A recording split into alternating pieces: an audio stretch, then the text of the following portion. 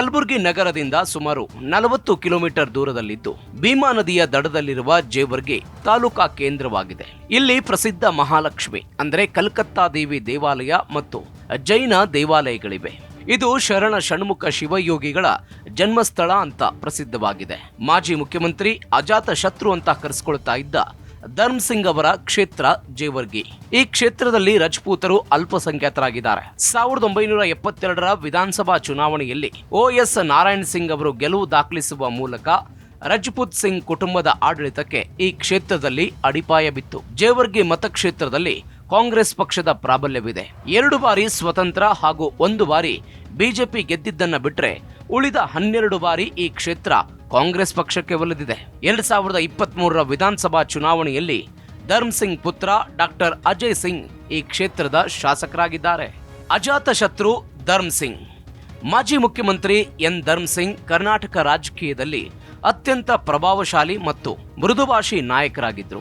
ಇವರನ್ನ ರಾಜಕೀಯ ವಲಯದಲ್ಲಿ ಅಜಾತ ಶತ್ರು ಮತ್ತು ಸೋಲಿಲ್ಲದ ಸರ್ದಾರ ಅಂತ ಕರೆಯಲಾಗ್ತಿತ್ತು. 1960ರಲ್ಲಿ ಕಲಬುರಗಿ ನಗರಸಭೆಯ ಸದಸ್ಯರಾಗಿ ರಾಜಕೀಯ ಜೀವನ ಆರಂಭಿಸಿದ ಇವರು ಜೇವರ್ಗಿ ಕ್ಷೇತ್ರದಿಂದ 1972ರಿಂದ 2008ರ ತನಕ ಸತತ 7 ಬಾರಿ ವಿಧಾನಸಭೆಗೆ ಆಯ್ಕೆಯಾದ ದಾಖಲೆ ಇವರ ಹೆಸರಲ್ಲಿದೆ. 2004ರಲ್ಲಿ ಮೊದಲ ಬಾರಿಗೆ ಕಾಂಗ್ರೆಸ್ ಮತ್ತು JDS ಮೈತ್ರಿ ಸರ್ಕಾರ ಅಸ್ತಿತ್ವಕ್ಕೆ ಬಂದಾಗ ಧರ್ಮ್ ಸಿಂಗ್ ಕರ್ನಾಟಕದ 17ನೇ ಮುಖ್ಯಮಂತ್ರಿಯಾಗಿ ಅಧಿಕಾರ ಸ್ವೀಕರಿಸಿದ್ರು. ಸುಮಾರು 20 ತಿಂಗಳುಗಳ ಕಾಲ ಮೈತ್ರಿ ಸರ್ಕಾರವನ್ನ ಧರ್ಮ್ ಸಿಂಗ್ ಮುನ್ನಡೆಸಿದ್ರು. ಕೇವಲ ರಾಜ್ಯ ರಾಜಕಾರಣ ಮಾತ್ರವಲ್ಲದೆ 1980ರಲ್ಲಿ ಕಲಬುರಗಿ ಕ್ಷೇತ್ರದಿಂದ ಮತ್ತು 2009ರಿಂದ 2014ರವರೆಗೆ ಬಿದರ್ ಕ್ಷೇತ್ರದ ಸಂಸದರಾಗಿ ಆಯ್ಕೆಯಾಗಿದ್ರು. 1996ರಿಂದ 1999ರವರೆಗೆ ಕೆಪಿಸಿಸಿ ಅಧ್ಯಕ್ಷರಾಗಿಯೂ ಧರ್ಮ್ ಸಿಂಗ್ ಪಕ್ಷವನ್ನ ಮುನ್ನಡೆಸಿದ್ರು. ಅಜಾತ ಶತ್ರು ಅಂತ ಖ್ಯಾತರಾಗಿದ್ದ ಧರ್ಮ್ ಸಿಂಗ್ 2017 ಜುಲೈ 27ರಂದು ಬೆಂಗಳೂರಿನಲ್ಲಿ ಹೃದಯಾಘಾತದಿಂದ ಮೃತಪಟ್ಟರು. ಕ್ಷೇತ್ರದ ಹಾಲಿ ಶಾಸಕ ಡಾಕ್ಟರ್ ಅಜಯ್ ಸಿಂಗ್. ವೃತ್ತಿಯಲ್ಲಿ ವೈದ್ಯರಾಗಿದ್ದ ಡಾಕ್ಟರ್ ಅಜಯ್ ಸಿಂಗ್ ಅವರ ತಂದೆಯ ಮರಣಾನಂತರ ಚುನಾವಣಾ ರಾಜಕಾರಣಕ್ಕೆ ಕಾಲಿಟ್ಟರು. 1999ರಿಂದ 2009ರವರೆಗೆ ಕರ್ನಾಟಕ ರಾಜ್ಯ ಯುವ ಕಾಂಗ್ರೆಸ್ನ ಪ್ರಧಾನ ಕಾರ್ಯದರ್ಶಿಯಾಗಿದ್ದ ಅಜಯ್ ಸಿಂಗ್ 2013ರಲ್ಲಿ ಮೊದಲ ಬಾರಿಗೆ ಜೇವರ್ಗಿ ಕ್ಷೇತ್ರದಿಂದ ಶಾಸಕರಾಗಿ ಆಯ್ಕೆಯಾದರು. 2018ರಲ್ಲೂ 2ನೇ ಬಾರಿ ಶಾಸಕರಾಗಿ ಮರು ಆಯ್ಕೆಯಾಗಿದ್ದರು. ಅದು ಅಲ್ಲದೆ 2023ರಲ್ಲೂ ಗೆಲ್ಲುವ ಮೂಲಕ ಹ್ಯಾಟ್ರಿಕ್ ಸಾಧನೆ ಮಾಡಿದ್ದಾರೆ. ಸದ್ಯ ಕಲ್ಯಾಣ ಕರ್ನಾಟಕ ಪ್ರದೇಶ ಅಭಿವೃದ್ಧಿ ಮಂಡಳಿಯ ಅಧ್ಯಕ್ಷರಾಗಿ ಕಾರ್ಯನಿರ್ವಹಿಸುತ್ತಿದ್ದಾರೆ. ಕರ್ನಾಟಕ ವಿಧಾನಸಭೆಯಲ್ಲಿ 2020ರಿಂದ 2022ರವರೆಗೆ ವಿರೋಧ ಪಕ್ಷದ ಉಪನಾಯಕರಾಗಿ ಡಾಕ್ಟರ್ ಅಜಯ್ ಸಿಂಗ್ ಕಾರ್ಯನಿರ್ವಹಿಸಿದ್ರು. ಕ್ಷೇತ್ರದ ಚುನಾವಣೆಯ ಇತಿಹಾಸ. 1951ರ ವಿಧಾನಸಭಾ ಚುನಾವಣೆಯಲ್ಲಿ ಜೇವರ್ಗಿ ಹೈದರಾಬಾದ್ ಆಡಳಿತಕ್ಕೆ ಒಳಪಟ್ಟಿತ್ತು.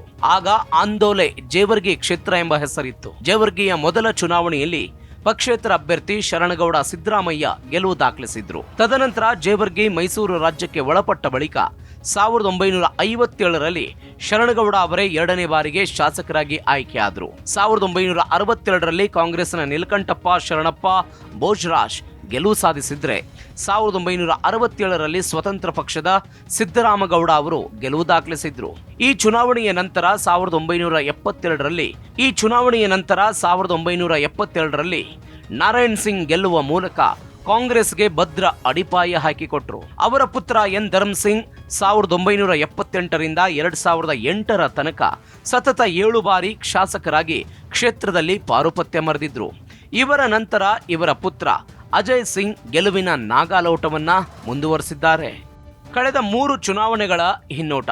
2008ರ ಚುನಾವಣೆಯಲ್ಲಿ ಭಾರತೀಯ ಜನತಾ ಪಕ್ಷದ ದೊಡ್ಡಪ್ಪಗೌಡ ಪಾಟೀಲ್ ನರಿಬೋಳ್ 46,531 ಮತಗಳನ್ನು ಪಡೆದರೆ ಕಾಂಗ್ರೆಸ್ನ ಧರ್ಮ್ ಸಿಂಗ್ 46,461 ಮತಗಳನ್ನು ಪಡೆದು ಕೇವಲ 70 ಮತಗಳ ಅಂತರದಲ್ಲಿ ಸೋಲು ಅನುಭವಿಸಿದ್ರು. ತಮ್ಮ ತಂದೆಯ ಸೋಲಿನ ಸೇಡನ್ನ ಧರ್ಮ್ ಸಿಂಗ್ ಅವರ ಪುತ್ರ ಅಜಯ್ ಸಿಂಗ್ 2013ರ ಚುನಾವಣೆಯಲ್ಲಿ ಗೆಲ್ಲುವ ಮೂಲಕ ತೀರಿಸಿಕೊಂಡ್ರು.